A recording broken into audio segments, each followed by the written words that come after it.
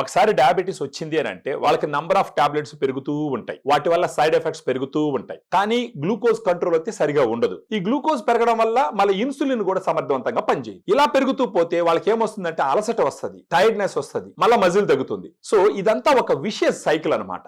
ఈ vicious cycle ని break చేయకపోతే మీరు సంవత్సరాలు గడిచే కొద్దీ నంబర్ ఆఫ్ టాబ్లెట్స్ పెరుగుతూ ఉంటాయి, నంబర్ ఆఫ్ డోసెస్ పెరుగుతూ ఉంటుంది, వాటి వల్ల వచ్చే సైడ్ ఎఫెక్ట్స్ పెరుగుతూ ఉంటాయి.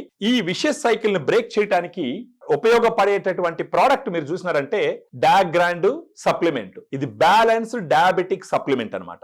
ఇదే ఎందుకు ఉపయోగపడుతుంది?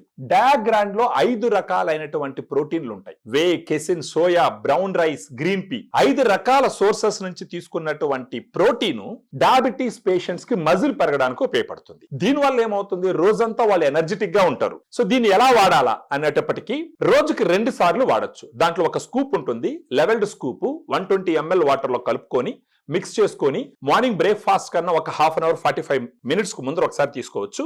అదే విధంగా మధ్యాహ్నం ఒక 3-4 గంటలప్పుడు మరొకసారి తీసుకోవచ్చు.